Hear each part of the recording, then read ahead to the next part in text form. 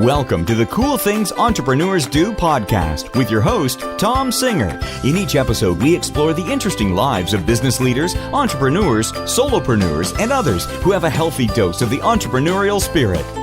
It is time to explore something cool. Now, here is your host, Tom Singer.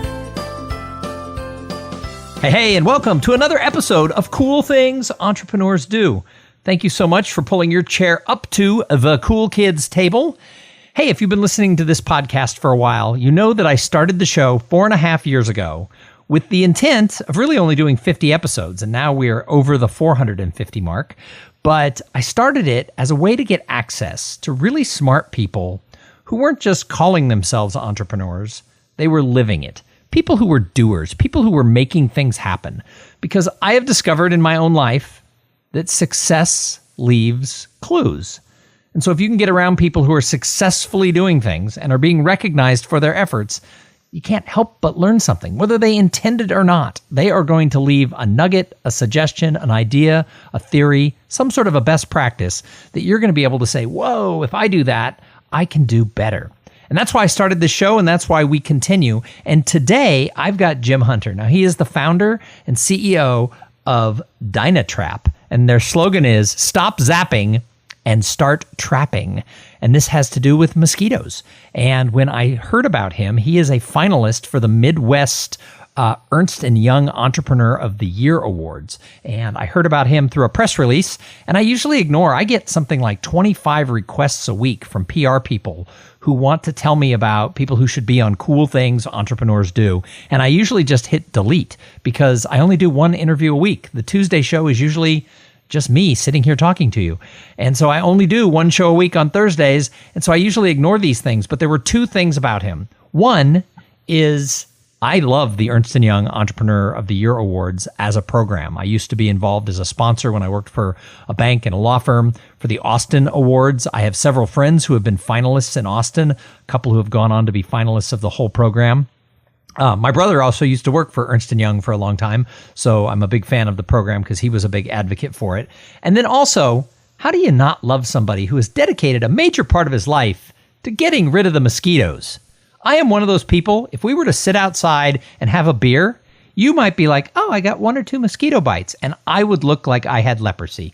They find me, I don't know what it is in my blood or what it is that I eat, but mosquitoes love me. So when I saw the combination that he was a finalist for this and he's ridding my world of mosquitoes, I need to get myself a DynaTrap so that I can sit outside and have that beer. So Jim, welcome to Cool Things Entrepreneurs Do. Well, thank you, Tom. I'm very interested in your program. It sounds very interesting. My career over the past several years has been promoting entrepreneurship. I teach at the University of Wisconsin Milwaukee. Been doing that for 23 years. A course called Entrepreneurship, and of course, you cannot teach entrepreneurship. You have to experience it. Absolutely, and I've been working for myself now as 10 years. I worked in corporate America as a sales and marketing person, and I was pretty successful. I had some really good jobs. I worked for some great companies. I made a difference. But I realized that I had my ladder against the wrong wall. Working for somebody else wasn't fulfilling me. And so for the last 10 years, I've made my living speaking at companies and at association conferences. And I have experienced the highs and the lows because when you're the person who is the product, that's hard too. But then at the same day, you have to do all the marketing. You have to run everything. You have to take care of the accounting. I have learned more in the last 10 years than I've learned in my whole life. So yes, you have to experience it. Well, that's very interesting. I worked for large companies for 11 years, and I claim that 8 of that 11 years was an absolute waste of time. I learned a lot about a vertical portion of a company, but not about business. And so when I bought my first company, I was an absolute flop. I bought the wrong company. It was losing money for 3 years. It was in a terrible location, had a militant union, a product that was technically challenging, and nobody knew how to make it. It was an absolute disaster, and I lost everything. I mean, everything. Started another company out of the ashes of that one, and actually that was in 1976, a long time ago, and that one still survives. It's an industrial products company. Are you still involved? Are you still involved with that company as well? Yes, I am. It's about $6 million in sales to industrial and material handling equipment distributors throughout the country.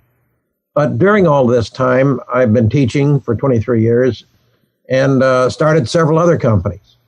Bought a building, started DynaTrap in 2010, which has been a really interesting ride. The product is good, the need is there, but it's not easy to sell because when you try to eradicate mosquitoes, they're very elusive. Yeah, they're pesky little pests, aren't they? They are indeed. And you can rid your backyard of mosquitoes one day and find the next day they're back. And you wonder, how could this happen? Well, you look and you find that the bird bath that your wife just got as a gift is full of water and full of mosquito larvae. So we got rid of the bird bath and got rid of the mosquitoes. So it's not just trapping, it's making sure that your yard is policed so that you're not creating more mosquitoes than you're catching. So you started this business 9 years ago. I mean, we could talk about all the business you've started, but we only have usually about a half-hour program. So let's look at DynaTrap, because obviously you're getting some accolades for that with being a finalist for the Ernst & Young Awards. You started it 9 years ago. Tell us more about that company. What did it look like when you started it, and then how has it grown? How many employees do you have? How do you distribute, et cetera? Okay, it's very interesting. The company was bought actually from a bank. It had been a product line of a company that had been failing, but a good product line, and so I was able to buy it for $16,000. Wow. Subsequently put in a whole bunch of money, well over $100,000, and went and beat on the door of several banks, and for 2 years I was scrapping, trying to get cash to run the business. I'm a veteran, so I got a Patriot loan, which was very helpful for $50,000. And then I got another loan from Wisconsin Women's Business Initiative. And they loan to women and to minorities, and I was neither. I was going to say, I've seen your picture. You're neither a woman nor a minority.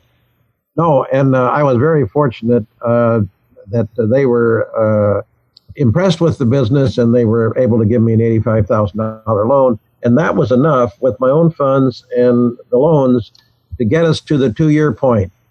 And the banks were telling me that, hey, come back when you have 2 years of financials, and then we'll talk with you. Sure enough, 2 years financials, I went to the bank, and finally they were interested in giving me a loan. Now we're around 30 million in sales, and it's just the opposite. Instead of me banging on their doors, they're banging on my door, which I like a lot better. So do you think that your experience as an entrepreneur in starting these other businesses and then being a university professor teaching entrepreneurship, do you think that helped you a little bit with the banks? I mean, that's something that I know a lot of people struggle with when they're new entrepreneurs. Their company might have a little track record, but they themselves don't. Does that help you with a background like you have? Well, it might, but I think it's fairly minor. They're more interested in what your personal balance sheet looks like and what your company balance sheet and income statement look like. They're interested in the other ventures, but they are really going to pay attention to the company they're going to be financing.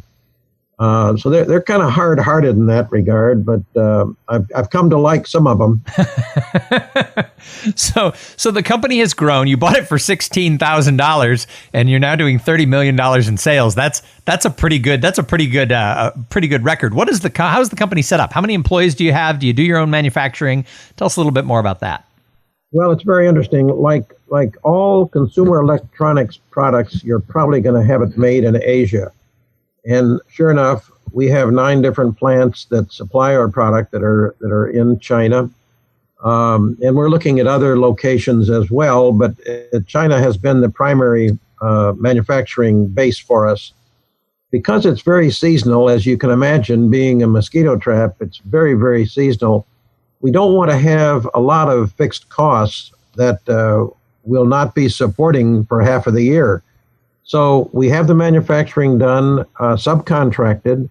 We also have our logistics subcontracted. We have 2 warehouses in Milwaukee, a warehouse in Toronto, and a warehouse in Mexico City. And they're all 3PLs, third-party logistics companies.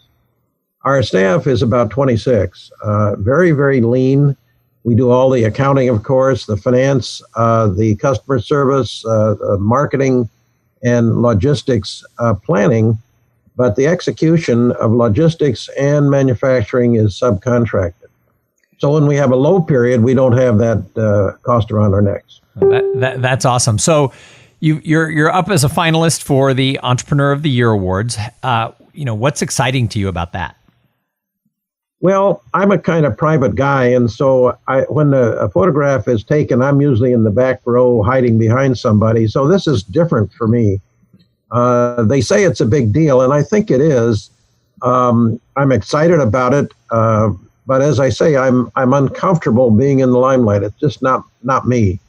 And yet, when I asked you to come on the show, you said yes, and we're doing the interview 16 hours later. So good for you. That's true. So let's back up. You said you spent 11 years in corporate America, and 8 of them was a waste of your time. Let's go back. What caused you then? What was inside of you to make you leave corporate America? And obviously, your first venture into entrepreneurship didn't work out so well to start. But what caused you to say, "Dang it, Jim, I'm going to do this"? I don't know. I think it was innate. I used to sell apples and cherries. I grew up in a farm community, although we didn't really have much of a farm. It was a farm community and raised apples and cherries and asparagus and things. And I sold those at the on the road. It's like kids with a lemonade stand. I always ask the students in the entrepreneurship class, "Did you have a lemonade stand when you were 5 years old?" And I'm amazed at the number of entrepreneurs that had a lemonade stand when they were 5 years old. I did. In fact, I had it with a friend, and his name was Tim. So we called it T&T Lemonade. It's dynamite. And we actually had 2 locations because we lived on different streets. So we used to try to outsell each other. That's why you're an entrepreneur today. It was in your blood. Maybe. I think there's truth to that. Maybe, although I'm a pure solopreneur in my own business, so I was strange. My first business, I had a business partner who lived around the corner, and then I've never had a business partner again. So, actually, that's not true. I own part of a publishing company with my best friend from college, so I guess I'd still have a business partner on that. So, what is it that you love about entrepreneurship? Because not only have you done this several times, but you decided to go teach it. You obviously have a passion for it. What's great about being an entrepreneur?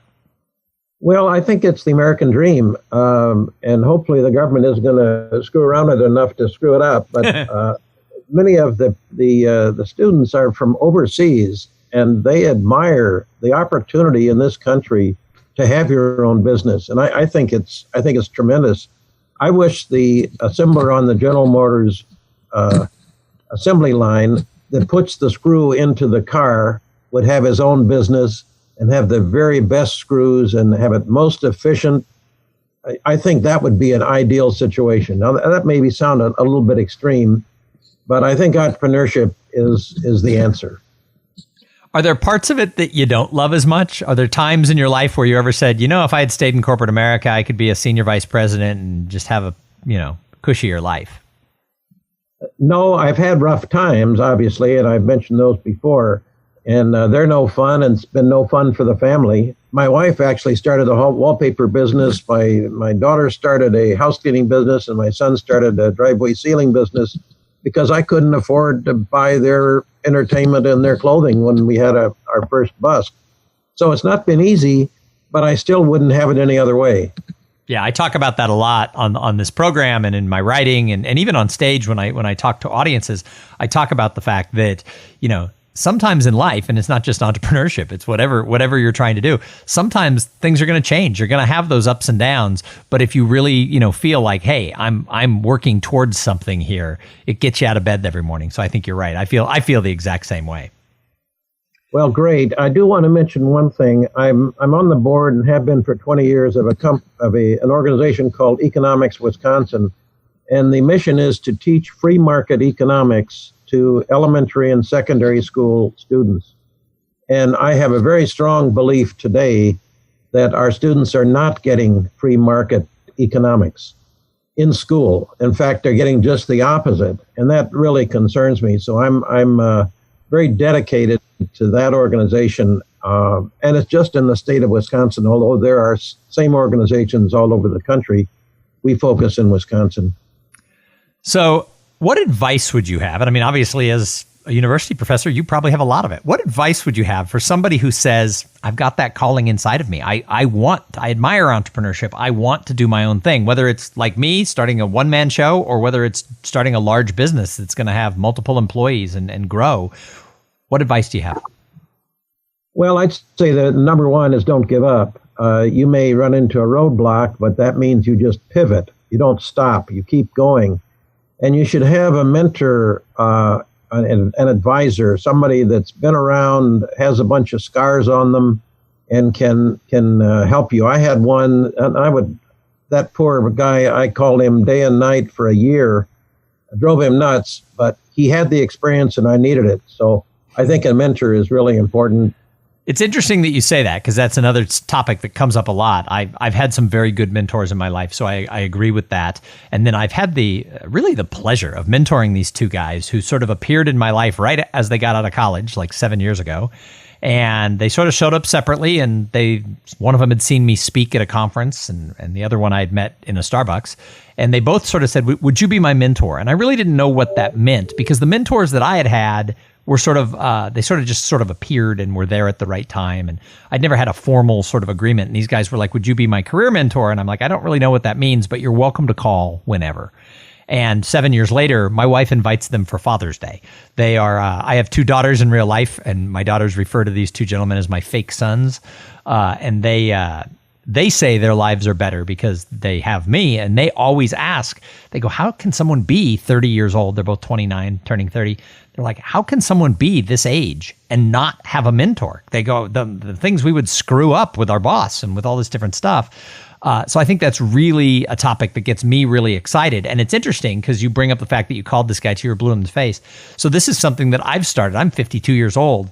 And in my speaking and working with Nick and Jake and as their mentor and this and that, I realized it's not really an age thing either. It's just an experience, someone who is in a spot to give advice. So I've actually started a hunt for a mentor, even at 52. And that's part of something I'm experimenting is, do you think that you have to be younger to have a mentor, or is that something at any age you can do?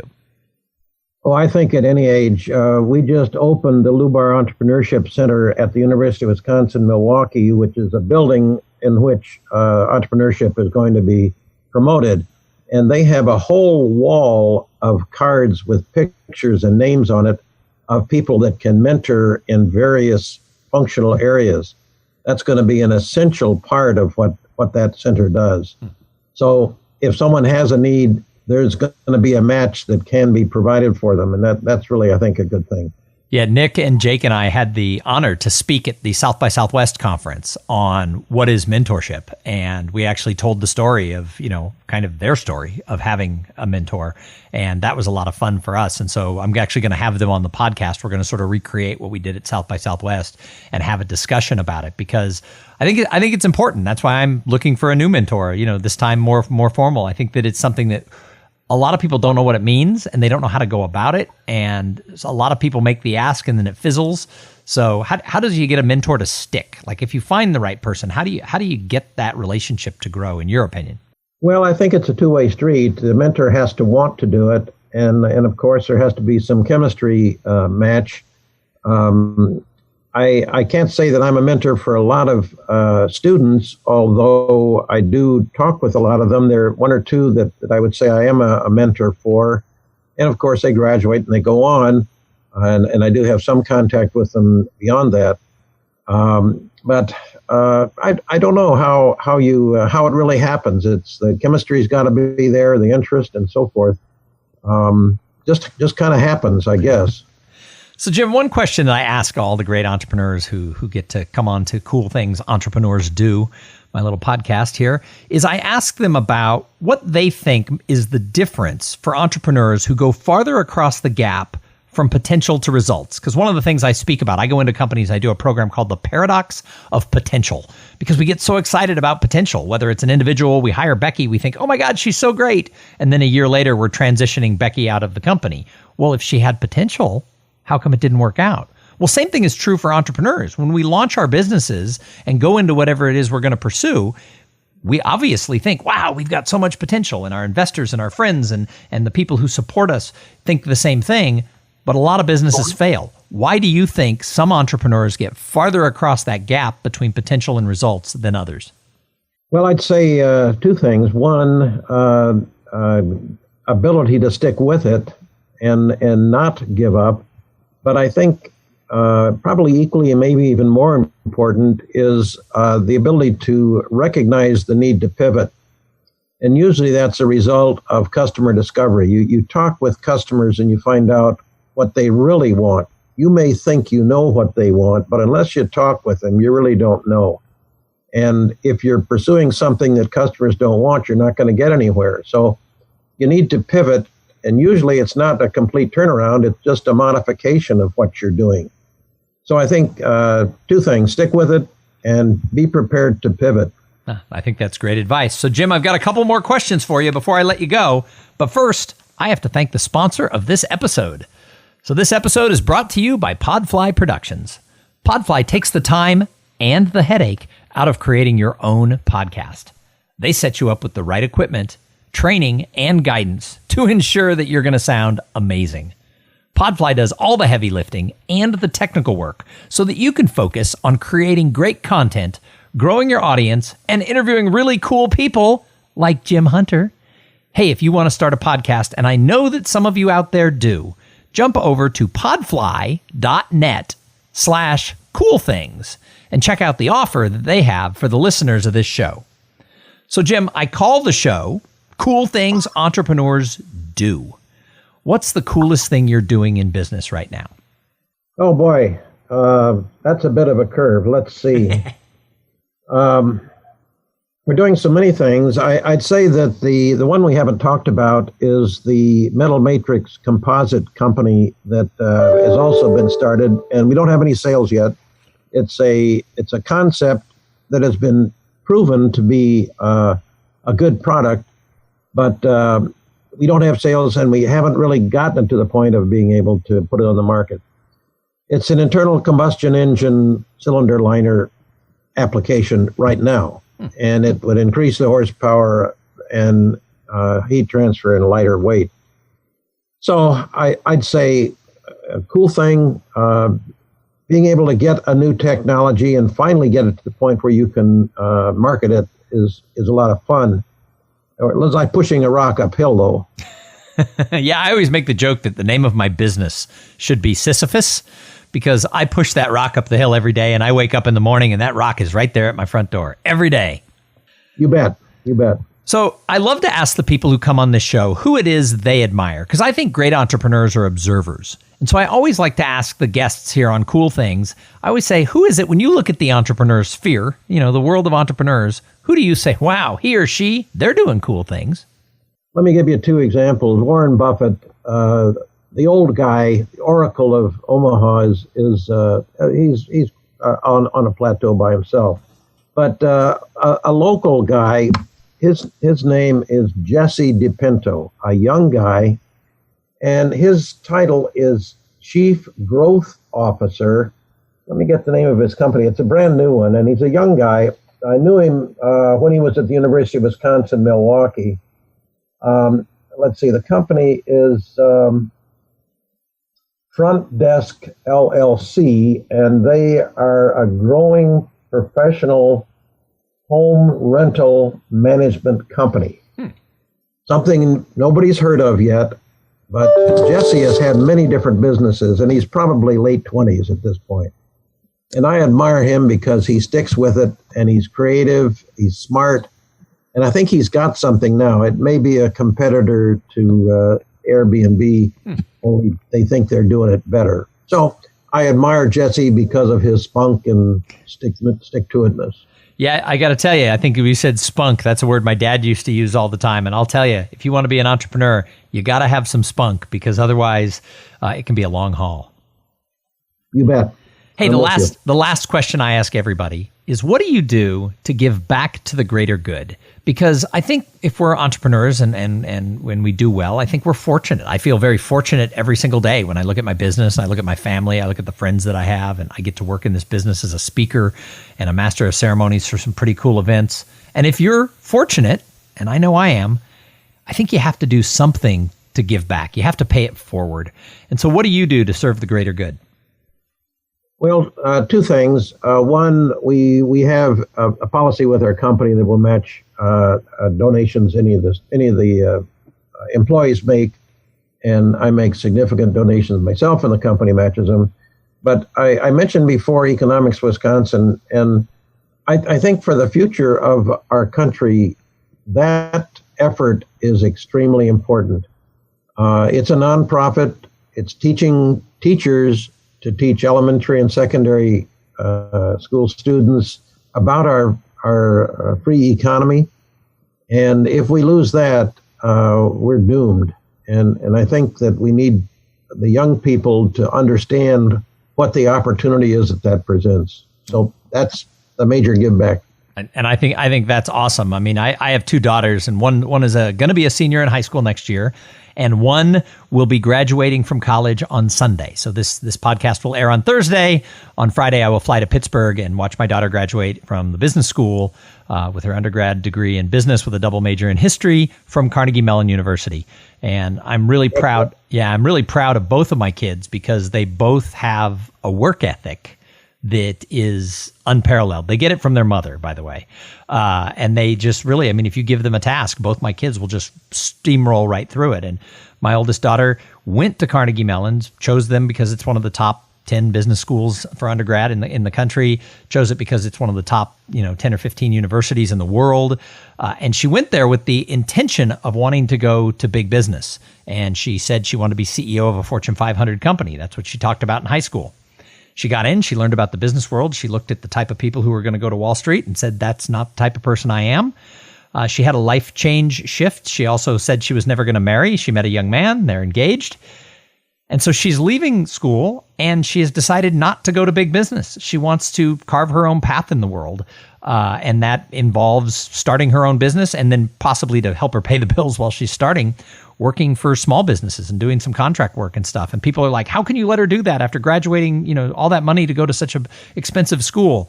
And I'm like, no, she found herself and she has that drive. She has that I can make it work myself mentality that I don't think a lot of people are taught. And so I'm sort of on board with what you said because I'm experiencing it with both my kids. They're looking at how can I create my own path? And I wish someone had said that to me when I was in my teens and 20s, because I probably would have done it earlier. I think the only regret I really have is I didn't start my own business when I was younger.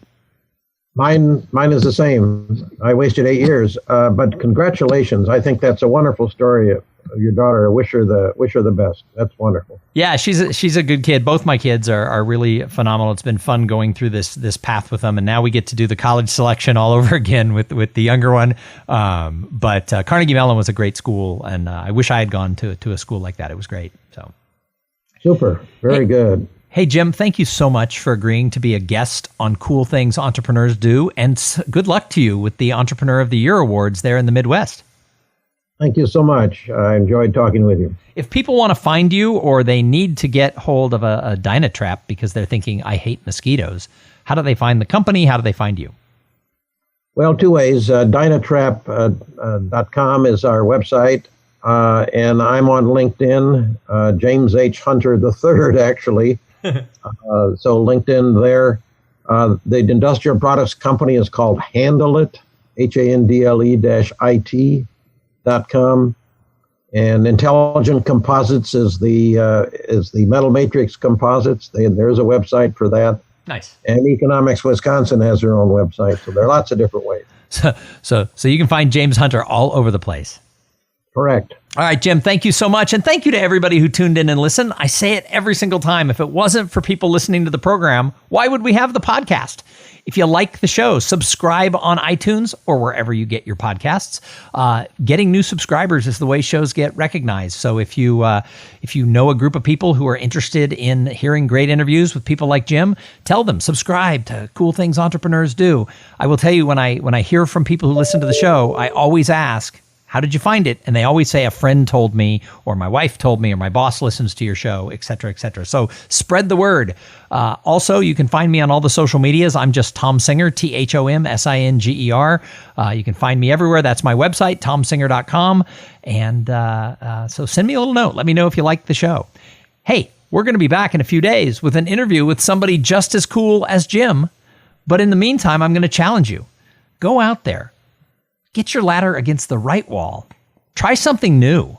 And while you're trying new things, have a great day doing it.